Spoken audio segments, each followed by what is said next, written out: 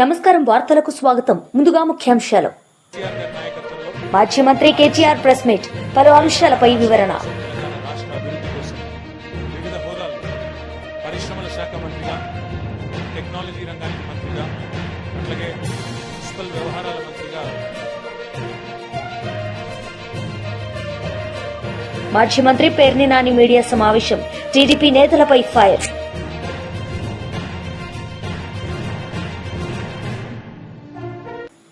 మాజీ మంత్రి పేర్ని నాని మీడియా సమావేశం నిర్వహించారు. ఈ సందర్భంగా పలు అంశాలపై ఆయన మాట్లాడారు.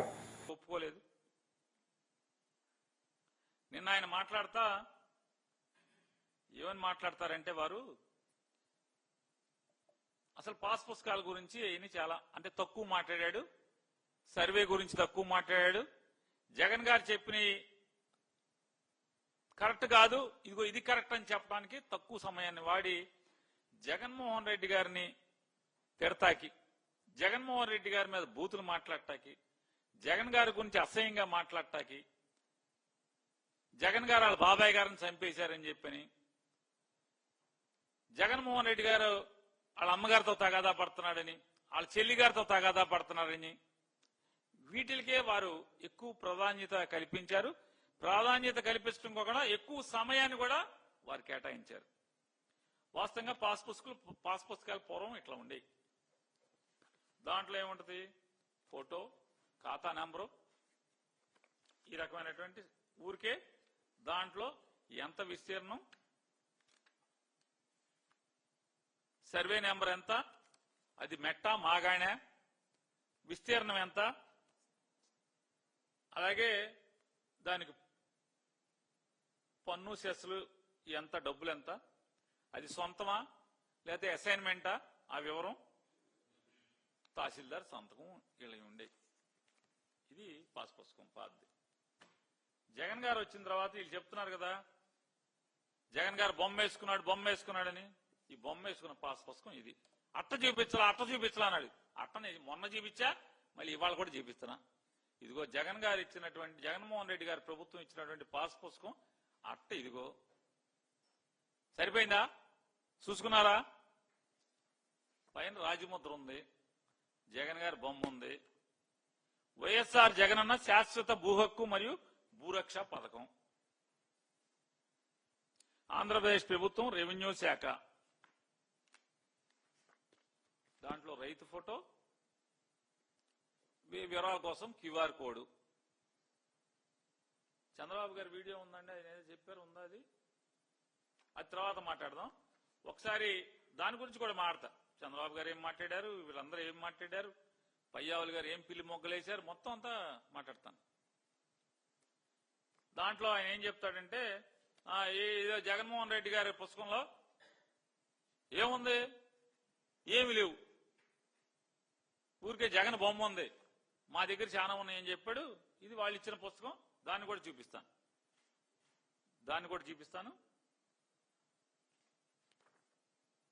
ఇప్పుడు జగన్ గారు టీడీపీ పోలిట్ బ్యూరో సభ్యులు వర్ల రామయ్య మీడియా సమావేశం నిర్వహించారు. ఈ సందర్భంగా ఆయన మాట్లాడారు. మీరు 5 ఏళ్లలో 413 కోట్లు ఇస్తే సంవత్సరంన్నరలోనే 267 కోట్ల 69 అంటే సరాసరి సంవత్సరానికి 178 కోట్ల రూపాయలు ఇచ్చారు. 178. మీరు ఇచ్చిందంతా 80 కోట్లు. ఇక్కడ 178 కోట్లు. ఎవరెక్కువ ఇచ్చినట్టు జగన్మోహన్ రెడ్డి? ఎందుకే దళిత వర్గాల్ని మోసం చేసి ఉద్యమాలు చేయండి, ఆందోళన చేయండి అని ఎందుకు ఎంకరేజ్ చేస్తున్నావు? ఈ రోజున జగన్మోహన్ ఈ పారిశ్రామికవేత్తలకి, సోదరులకు కూడా నేను విజ్ఞప్తి చేస్తూ ఉన్నా, అతని మాయలో పడొద్దు. ఎవరు కూడా, దళిత వర్గాల వాళ్ళు ఎవరు కూడా, పారిశ్రామికవేత్తలు కావచ్చు, దళిత యూనియన్లు కావచ్చు, ఈ దళిత కుల నాయకులు కావచ్చు, అందరు కూడా ఎవరు కూడా అతని మాయలో పడొద్దు అని చెప్పి నేను తెలియజేస్తూ ఉన్నా. ఏం ప్రేమ ఉంది? నువ్వు ఓటు బ్యాంకో వాడుకున్నావు ఈ దళిత వర్గాల్ని. మీ నాన్న పార్టీ కూడా ఓటు బ్యాంక్ అనే వాడుకుంది గతంలో. దళిత వర్గాల వాళ్ళ కాళ్ళ మీద నిలబడ్డట్టు ఏమి చేయలేదు వాళ్ళు ఎప్పుడు కూడా. కరోనా వచ్చినప్పుడు మేము కూడా ఆ రోజున అడిగాము, దళిత వాడలకి కరెంటు బిల్లున్న తీసేయండి ఈ 2 years. ఈ కరోనా వచ్చినంటే ససేమరా అన్న మీరు దళిత వర్గాల మీద కపట ప్రేమ చూపిస్తారా జగన్మోహన్ రెడ్డి గారు అని చెప్పి నేను అడుగుతూ ఉన్నా. మీది కపట ప్రేమ కాదా? మీకే నిజమైన ప్రేమ ఉంటే, మీకే నిజమైన ఈ వర్గాల పట్ల ప్రేమ ఉంది, ఈ వర్గాలను అభివృద్ధి చేయాలన్న ఆలోచన ఉంటే, మీరు చంద్రబాబు నాయుడు గారు దళిత వర్గాల అభ్యున్నతి కోసం పెట్టిన 27 ఎస్సీ ఎస్టీ పథకాలు మీరు ఎందుకు తీసేశారు? నిజంగా మీకు ప్రేమ ఉంటే కేవలం ఓటు బ్యాంకుగానే వాడుకున్నారు ఈ దళిత వర్గాల్ని. 27 ఎస్సీ ఎస్టీ పథకాలు మీరెందుకు తీసేశారు అని చెప్పి నేను అడుగుతున్నా. చంద్రబాబు నాయుడు గారి టైంలో విదేశీ విద్య అభ్యసించటం కోసం 10 లక్షలు 15 లక్షల రూపాయలు ఇచ్చి వాళ్ళని ప్రోత్సహించి వాళ్ళ కాళ్ళ మీద వాళ్ళు నిలబడటానికి చంద్రబాబు గారు దోహదపడితే మీరు ఆ పథకాన్ని ఎందుకు రద్దు చేశారు జగన్మోహన్ రెడ్డి గారు? దళిత వర్గాల మీద ఎంత ప్రేమ ఉంటే, దళిత వర్గాల మీద ఎంత ప్రేమ ఉంటే, మీ ముఖ్యమంత్రిత్వంలో దళిత వర్గాల మీద అన్ని దాడులు జరుగుతుంటే మీరెందుకు కనీసం ఒక సమీక్ష చేయమని అడిగితే మీరు సమీక్ష చేయలేదు ఈ కేసుల మీద? సుధాకర్ ఎలా చనిపోయాడు? డాక్టర్ సుధాకర్ మాస్క్ అడిగినందుకు వాడిని చంపేశారు. ఇది ఎక్కడి ఘోరం, ఇది ఎక్కడి న్యాయం అని మేము అడిగితే మీరు కనీసం ఎందుకు ఎలా జరిగిందని కూడా మీరు సమీక్ష చేయలేదు. మీరు దళితుల మీద ప్రేమ ఉందని చెబుతారా mister Jaganmohan Reddy? I don't understand. ఇసుక లారీలు వస్తున్నాయి, మా కాలనీ అంతా పాడవుతున్నాయి, రోడ్లు, మా బిడ్డలకు ప్రమాదాలు జరుగుతున్నాయంటే ఆ వరప్రసాద్ అనే కుర్రాన్ని పోలీస్ స్టేషన్లో బోడిగుండు కొట్టించావే జగన్మోహన్ రెడ్డి గారు. దళిత వర్గాల మీద నీకు ప్రేమ ఉందా? ఒక దళిత మహిళల్ని రాజమండ్రిలో పోలీస్ స్టేషన్ వెనక మీ పార్టీ యువకులు తీసుకెళ్లి 4 రోజులు మానభంగం చేస్తే ససేమరా అనలేదు మీరు? అదేంట్రా అని ప్రశ్నించలేదు? ఆ కేసు దర్యాప్తు ఏమైందని చెప్పి కూడా ప్రశ్నించని మీరు దళిత వర్గాల మీద ప్రేమ ఉందంటారా? మాస్క్ పెట్టుకోలేదనే కిరణ్ అనే కుర్రాన్ని చీరాల్లో వెంటబడి పోలీసులు కొట్టి చంపితే మీరు అదేమని అడగలేదు. మీరు దళిత వర్గాల మీద మీకు ప్రేమంతా. ఓం ప్రతాప్ ఒక దళితుడు 180 మంది వేశాడు, ఎక్కలేదు. జగన్మోహన్ రెడ్డి. మాజీ మంత్రి ప్రస్తుత ఎమ్మెల్యే హరీష్ రావు మీడియా సమావేశం నిర్వహించారు. ఈ సందర్భంగా పలు అంశాలపై ఆయన మాట్లాడారు. వాస్తవానికి భిన్నంగా, వాస్తవానికి విరుద్ధంగా ఇలా లీకులు చేస్తూ ఉన్నారు. అంటే ఒక రకంగా ఇది రాజ్యాంగం మీద దాడి, వ్యక్తిత్వ హననానికి పాల్పడడం. రేపొద్దున బీఆర్ఎస్ ప్రభుత్వం వస్తుంది. ఈ లీకులన్నీ తప్పని తేలితే దానికి ఎవరు బాధ్యత వహించాలి? ఆ లీకులు చేసిన వాళ్ళ పరిస్థితి ఏంది? వాళ్ళు కూడా ఆలోచించుకోవాలి కదా. ఇలా మీడియాను తప్పుదో పట్టిస్తూ ఉన్నారు లీకులు ఇచ్చి. నేను మీడియాను కూడా దయచేసి నేను ప్రార్థిస్తూ ఉన్నా, ఈ లీకులకు అథెంటిసిటీ ఏంటి? ఆ లీకులను ఏ రకంగా మీరు యథావిధంగా ప్రసారం చేస్తున్నారు? దయచేసి ఒక్కసారి వాటిని క్రాస్ చెక్ చేసుకోవాలని నేను కోరుతా ఉన్నా. నేను పోయొచ్చిన తర్వాత కూడా మీడియాలో చాలా వచ్చినాయి ఆ రోజు, నెక్స్ట్ డే పత్రికల్లో కూడా. అందులో 90% సత్యదూరమైంది. మాకేంటంటే మీడియాతో బాగుండడం అలవాటు. డిఫమేషన్ వేయాలి, వేస్తే ఎవరు మీద వేయాలి? ఆ లీకులు ఇచ్చినోడేమో తెలియదా, పత్రికనేమో ముంగట కనబడుతుంది. We don't want that. We want to have a fair relation. So kindly we appeal to you. ఈరోజు కేటీఆర్ గారిది నేను ఉదయం నుంచి చూస్తా ఉన్నా, పదే పదే తప్పుడు లీకులు ఇస్తా ఉన్నారు. లోపల ఏదో జరిగిపోతున్నట్టు క్వశ్చనేర్ మొత్తం వరుసగా 10 క్వశ్చనేర్లు పంపింది మీ అందరికి. నేను కూడా ఒక మీడియా మిత్రుడు చూపిస్తే చూశాను. ఏదో నిజంగానే ఈ క్వశ్చనేర్ అంతా అడుగుతున్నట్టు, ఇవన్నీ కేటీఆర్ గారిని ప్రశ్నిస్తున్నట్టు, ఉక్కిరి బిక్కిరి అవుతున్నట్టు అన్ని తప్పుడు వార్తల్ని లీక్ చేస్తూ ప్రభుత్వం ఈరోజు రాజకీయాలు చేస్తూ ఉంది. ఈ లీక్ వార్తల విషయంలో లీకు రాజకీయాలను తీవ్రంగా ఖండిస్తా ఉన్నా. విచారణ అంటూ డ్రామాలాడుతూ మరోవైపు కట్టుకథలతో మీడియా ట్రయల్స్ నడపడం అనేటువంటిది రేవంత్ రెడ్డి పిరికితనానికి నిదర్శనం. చేతగానోడు చేస్తాడు ఇట్లాంటి పనులు. దమ్ము ఉంటే, అందుకే నేను ఆ రోజు బయటకు వచ్చి చెప్పిన, ధైర్యం ఉంటే వీడియోలు బయట పెట్టు యథావిధిగా అన్న. ఎవ్రీథింగ్ రికార్డెడ్ కదా. ఈ పిచ్చి లీకులు ఎందుకు? యాజ్ ఇట్ ఈస్ వీడియో బయట పెట్టు. Why are you doing media trials? లీకులతో కాలక్షేపం మానేసి దమ్ముంటే ప్రజలకిచ్చిన 6 గ్యారంటీలు నేను 420 హామీలు అమలు చేయి ఫస్ట్. ఈ లీకులతో ఎంతకాలం నడుపుతావు గవర్నమెంట్ను? ఇప్పటికీ 2 నెలలు అయింది. ఇంకా లీక్ రాజకీయాలేనా? ఇంకా ఫేక్ మాటలేనా? డైవర్షన్ పాలిటిక్స్ తెలంగాణ సమాజం అర్థం చేసుకున్నది. నువ్వు చేతగాక ప్రజలకిచ్చిన హామీలు అమలు చేయక ఈ డైవర్షన్ పాలిటిక్స్ తో ఆడుతా ఉన్నావు. నీ డైవర్షన్ పాలిటిక్స్ కు ప్రజలు చరమగీతం పాడతారు. ప్రజలకు నీ విషయాలన్నీ కూడా అర్థమైపోయినాయి. ఇలా అసలు విషయం అంతా ఎక్కడి నుంచి స్టార్ట్ అయింది? రేవంత్ రెడ్డి గారి బావమరిది సృజన్ రెడ్డి గారు చేసిన భూ కుంభకోణాన్ని ఆధారాలతో సహా బయట పెడితే ఈ ప్రభుత్వానికి కంటి మీద కునుకు లేకుండా అయిపోయింది. ఒకప్పుడు తెలంగాణలో ఒక మాట ఉండేది. ఏంటది? తెలంగాణ సిరులగని సింగరేణి, తెలంగాణ సిరులగని సింగరేణి అనేటువంటిది నాటి మాట. మాజీ మంత్రి కేటీఆర్ మీడియా సమావేశం నిర్వహించారు. ఈ సందర్భంగా ఆయన మాట్లాడారు. ప్రభుత్వం వచ్చింది, కేసీఆర్ గారి ఆశీర్వాదంతో నాకు మంత్రి పదవిలో పనిచేసే అవకాశం కూడా వచ్చింది.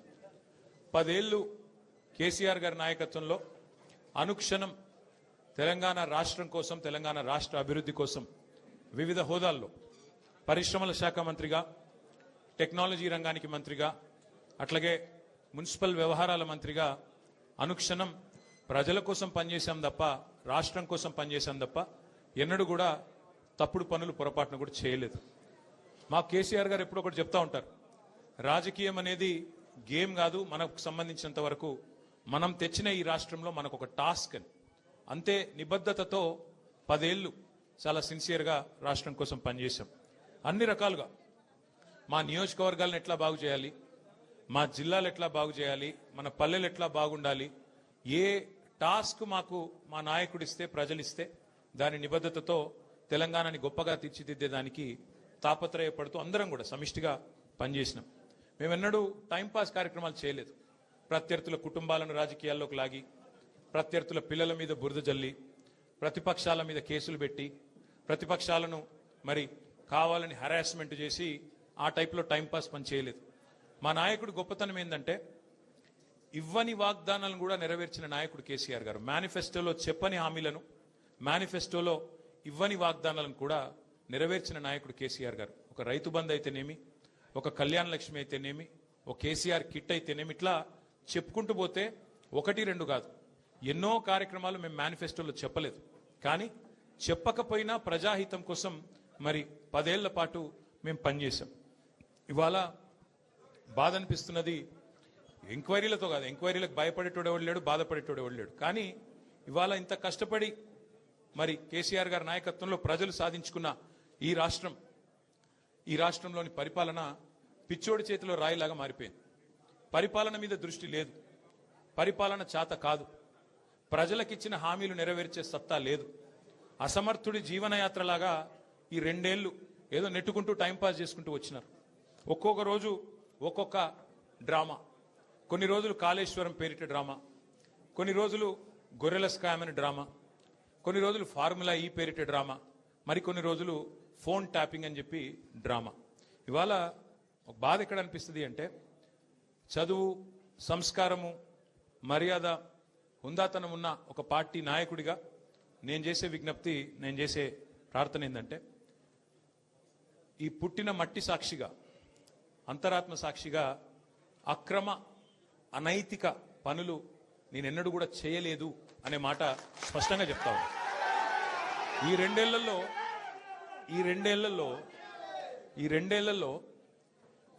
తీవ్రంగా, ఈ 2 ఏళ్లే కాదు, దాదాపు గత 7-8 ఏళ్లుగా తెలంగాణ జాగృతి అధ్యక్షురాలు కల్వకుంట్ల కవిత మీడియా సమావేశం నిర్వహించారు. ఈ సందర్భంగా ఆమె మాట్లాడారు. 30వ జయంతి సందర్భంగా నివాళులు అర్పించేటటువంటి కార్యక్రమాన్ని మనం మన కేంద్ర కార్యాలయంలో పెట్టుకోవడం జరిగింది. ఈ సందర్భంగా ఒక ముఖ్యమైనటువంటి విషయాన్ని మనకు ఒక ఉద్యమంగా చేపట్టాలనే సూచన గౌరవ పెద్దలందరూ కూడా చేశారు. కాబట్టి ఆ అంశాన్ని ముందుకు తీసుకొని వెళ్తున్న క్రమంలో మరి నేతాజీ సుభాష్ చంద్రబోస్ గారు పెట్టినటువంటి పార్టీ అయినటువంటి ఆల్ ఇండియా ఫార్వర్డ్ బ్లాక్ సభ్యులందరినీ కూడా గౌరవంగా ఈ కార్యక్రమంలో పాల్గొనడానికి ఆహ్వానించడం జరిగింది.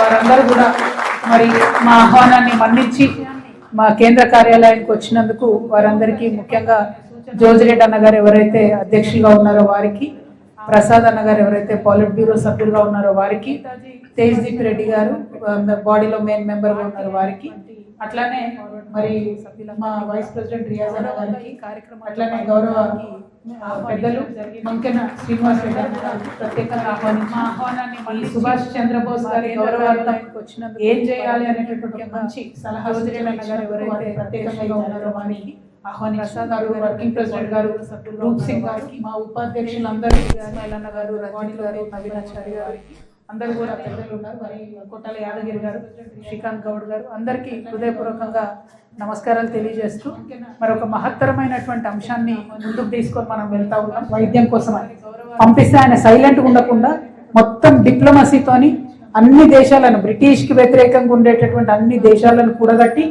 మాకు బ్రిటిష్ నుండి స్వతంత్రం కావాలని మీరు మాకు సాయం చేయండి అని ఒక టాక్ట్ఫుల్ యాటిట్యూడ్ యూత్లో ఎట్లా ఉండాలని చూపించినటువంటి వ్యక్తి. ఎన్ని అడ్డంకులు వచ్చినా, ఎన్నిసార్లు జైల్లో పెట్టినా మళ్ళీ తిరిగి తన లక్ష్యం వైపే వస్తారు. అన్నిటికన్నా ముఖ్యంగా ఏంటంటే చాలా మంచి కుటుంబం, చాలా కంఫర్టబుల్ లైఫ్ ఉండేటటువంటి కుటుంబం నుంచి వచ్చినటువంటి వ్యక్తి. వాళ్ళ ఫాదర్ కూడా బ్రిటిష్ వాళ్ళతో కలిసి పనిచేస్తుంటాడు, తహసీల్దార్ ఉంటాడు. తనేం చెప్తాడంటే, నువ్వు ఐఏఎస్ కావాలి అంటే ఫాదర్ని నొప్పించకుండా ఉండడానికి ఐఏఎస్ అవుతాడు. ఐఏఎస్ అయిన తర్వాత కూడా ఆనాడు ఐఏఎస్ ఇట్లా లేకుండే, మన లెక్క సింపుల్ గా లేకుండే, కష్టం ఉంటుండే. లండన్ పోయి పరీక్ష రాయాలి. 6 సీట్లు ఉంటే 4వ ర్యాంక్ వస్తుంది ఆయనకు. ఐఏఎస్ గా సెలెక్ట్ అవుతాడు. సెలెక్ట్ అయిన తర్వాత కూడా ఒకటే తన మాట చెప్తాడు, ఇది నా లక్ష్యాన్ని పూర్తి చేయాలి, నా లక్ష్యం భారతదేశ ప్రజల కోసం నేను పనిచేయాలనుకుంటున్నాను. నేను బ్రిటిష్ గవర్నమెంట్ ఐఏఎస్ అయితే బ్రిటిష్ వాళ్ళతో కలిసి నా ప్రజల్ని పీడిస్తే తప్పితే నా ప్రజల కోసం పనిచేయను, కాబట్టి నేను వదిలేస్తున్నాను. సెలెక్ట్ అయిన తర్వాత ఐఏఎస్ వదిలేసి ప్రజల కోసం వెళ్తాను. ఆనాటి నుండి ఈనాటి వరకు కూడా త్యాగం చేసినటువంటి వాళ్ళు, లక్ష్య శుద్ధి ఉన్నటువంటి వాళ్ళు, చిత్తశుద్ధి ఉన్నటువంటి వాళ్ళు చరిత్ర రాస్తారనేటటువంటిది నేతాజీ సుభాష్ చంద్రబోస్ దగ్గర ఈ రోజు ఉన్నటువంటి మనందరం బీజేపీ లీడర్ మీడియా సమావేశం నిర్వహించారు. ఈ సందర్భంగా ఆయన మాట్లాడారు. మాజీ మంత్రి కేటీఆర్ ప్రెస్ మీట్, పలు అంశాలపై వివరణ. తనేం చెప్తాడంటే, నువ్వు ఐఏఎస్ కావాలి అంటే ఫాదర్ ని నొప్పించకుండా ఉండడానికి ఐఏఎస్ అవుతాడు. ఐఏఎస్ అయిన తర్వాత కూడా ఆనాడు ఐఏఎస్ ఇట్లా లేకుండే, మన లెక్క సింపుల్ గా లేకుండే, కష్టం ఉంటుండే. లండన్ పోయి పరీక్ష రాయాలి. 6 సీట్లు ఉంటే 4వ ర్యాంక్ వస్తుంది. ఐఏఎస్ గా సెలెక్ట్ అవుతాడు. సెలెక్ట్ అయిన తర్వాత కూడా ఒకటే తన మాట చెప్తాడు, ఇది నా లక్ష్యాన్ని పూర్తి చేయాలి, నా లక్ష్యం భారతదేశ ప్రజల కోసం నేను పనిచేయాలనుకుంటున్నాను. నేను బ్రిటిష్ గవర్నమెంట్ ఐఏఎస్ అయితే బ్రిటిష్ వాళ్ళతో కలిసి నా ప్రజల్ని పీడిస్తే తప్పితే నా ప్రజల కోసం పనిచేయను, కాబట్టి నేను వదిలేస్తున్నాను. సెలెక్ట్ అయిన తర్వాత ఐఏఎస్ వదిలేసి ప్రజల కోసం వెళ్తాను. ఆనాటి నుండి ఈనాటి వరకు కూడా త్యాగం చేసినటువంటి వాళ్ళు, లక్ష్య శుద్ధి ఉన్నటువంటి వాళ్ళు, చిత్తశుద్ధి ఉన్నటువంటి వాళ్ళు చరిత్ర రాస్తారనేటటువంటిది నేతాజీ సుభాష్ చంద్రబోస్ దగ్గర ఈ రోజు ఉన్నటువంటి మనందరం పూర్తి తీసుకోవాల్సినటువంటి అవసరం ఎంతైనా అత్యధికంగా గెలిచింది మా కార్యకర్తలే గెలిచింది, అది గ్రామాలలో తెలుసు. ముఖ్యంగా 2 విషయాలు ఆయన ఏ విధంగా ఇవాళ ఎందుకు చెప్తున్నట్టు ఈ విషయం నిన్ననే మన పొన్నం ప్రభాకర్ చెప్తుండు. ఎక్కడెక్కడైతే ప్రైవేటు బిల్డింగ్లలో నడుస్తున్న పాఠశాలలయో మేము వెంటనే ప్రతి దగ్గర మేము శాశ్వతంగా భవనాలు నిర్మిస్తామని. అసలు ఎంత మోసం అంటే, ఫిబ్రవరి 2016 2024 కొడంగల్ల నేను ఇంటిగ్రేటెడ్ గురుకులాన్ని కొడంగల్లో ప్రారంభించి దాని నమూనాగా ఈ రాష్ట్రంలో ప్రతి అసెంబ్లీలో ఒకటి నేను కడతానని చెప్పిండు. నేను నిన్ననే తెలుసుకున్నా, అయ్యా కొడంగల్ ఏమన్నా అయ్యిందా? ఆ రోజైతే సభ పెట్టి చాలా పెద్దగా చెప్పిండు. ఒకటే కాంపౌండ్ వాళ్ళు అన్నీ ఉంటాయి, అన్ని సౌకర్యాలు ఉంటాయి, ఎక్కడ పోవాల్సిన అవసరం లేదు. కాబట్టి దీన్ని నమూనాగా రాష్ట్రంలో ప్రతి అసెంబ్లీలో దీన్ని కట్టి బీసీ, ఎస్సీ, ఎస్టీ, మైనార్టీ అన్నీ ఒకే ప్లేస్కి తీసుకొచ్చి సకల సౌకర్యాలు ఏర్పాటు చేస్తానని చెప్తే, నేను నిన్న తెలుసుకుంటే ఏం లేదన్న మీటింగ్ అయింది అంతే, కొబ్బరికాయలు ఎండిపోయినాయి, ఆ చిప్పలు మిగిలినాయి, కానీ ఇంకా అక్కడ ఏం స్టార్ట్ అది కూడా షిఫ్ట్ చేస్తామని కొన్ని షిఫ్ట్కి అంటున్నారు. అది కూడా ఇంకా మా పూర్తి స్థాయిలో అవగాహన లేదు. మరి ఎక్కడ కడతాడో, నమ్మాలనా నమ్మొద్దా అని వాళ్ళే చెప్తున్నారు. అంటే బీసీల విషయంలో రేవంత్ రెడ్డి పగతో ఉన్నాడు. ఎందుకంటే బీసీలకు ఏం చేద్దని శపథం చేసినట్టుండు. ఎందుకంటే ఇంతకుముందు అన్నాడు కదా, బీసీలు పాలనకు పనికిరారు, దేనికి కూడా పనికిరారు. దాని విషయంలో ఆయన కట్టుబడి ఉండేమో అనిపిస్తుంది. ప్రతి విషయంలో మోసం చేస్తుంది. కాబట్టి లాస్ట్కు కేంద్ర ప్రభుత్వం నుంచి వచ్చే పథకాలను కూడా ఏమన్నా ఉపయోగించుకోవాలని ఇక్కడ ఉన్న బీసీలు, ఎంబీసీలు, ఏదన్నా డిఎన్టీకి సంబంధించిన వ్యక్తులు కొంతమంది అనుకుంటే కూడా దాన్ని కూడా అనేక రకాలుగా రెవెన్యూ ద్వారా సర్టిఫికెట్లు కానీ ఇవన్నీ ఇవ్వడానికి ఇబ్బందులు పెట్టి నానా ఇబ్బందులు చేస్తున్నాడు. కాబట్టి ఒక్కసారి మళ్ళీ మున్సిపల్ ఎన్నికల ముందు అబద్ధాలు చెప్పి నేను పాఠశాలలు కట్టిస్తాను, శాశ్వత భవనాలు కట్టిస్తానని ముందుకు వస్తున్నాడు. ఈ రాష్ట్రంలో ఉన్న బీసీలందరూ ఒక్కసారి జ్ఞాపకం ఉంచుకోండి, రేవంత్ రెడ్డి చెప్పింది ఏది చేయడు. కాబట్టి రాబోయే ఎన్నికలలో కూడా మొన్న గ్రామ సర్పంచ్ ఎన్నికలలో ఏ విధంగానైతే బుద్ధి చెప్పినరో రేపు రాబోయే మున్సిపల్ ఎన్నికలలో కూడా రేవంత్ రెడ్డికి ఈ రాష్ట్రంలో ఉన్న అనేక కులాలకు సంబంధించిన బీసీలు అనేక రకాలుగా వాళ్ళు నష్టపోయారు. కాబట్టి తప్పకుండా రాబోయేది కూడా బీజేపీ ప్రభుత్వమే. మీరు ఇప్పుడు ఒక్కసారి మున్సిపల్ ఎన్నికల్లో బీజేపీని దీవిస్తే రేపు దాన్ని బలాన్నిగా తీసుకొని రేపు రాష్ట్రంలో మా ప్రభుత్వం వస్తుంది. ఈ బీసీలకు జరిగిన అన్యాయాన్ని, ఎందుకంటే ఇప్పటికే దేశంలో నరేంద్ర మోడీ గారు వచ్చిన తర్వాత బీసీలకు పలు రాష్ట్రాలలో అనేక పథకాల ద్వారా బీసీల అభివృద్ధి చెందడానికి ఎన్నో పథకాలు తీసుకొచ్చి అతను బీసీల అభివృద్ధికై పాటుపడుతున్నారు. కాబట్టి రాష్ట్రంలో కూడా డబుల్ ఇంజన్ సర్కార్ వస్తే తప్పకుండా బీసీలకు న్యాయం దొరుకుతుంది. కాబట్టి ఈ విషయంలో ఒకసారి ఈ కులాలకు సంబంధించిన నాయకులు గ్రామాన ఈ రేవంత్ రెడ్డి చేసిన వార్తలు ముగించే ముందు ముఖ్యాంశాలు మరోసారి. కేసీఆర్ గారి నాయకత్వంలో మాజీ మంత్రి కేటీఆర్ ప్రెస్ మీట్, పలు అంశాలపై వివరణ. రాష్ట్ర అభివృద్ధి కోసం వివిధ హోదాల్లో పరిశ్రమల శాఖ మంత్రిగా, టెక్నాలజీ రంగానికి మంత్రిగా, అట్లాగే మున్సిపల్ వ్యవహారాల మంత్రిగా మాజీ మంత్రి పేర్ని నాని మీడియా సమావేశం, టీడీపీ నేతలపై ఫైర్.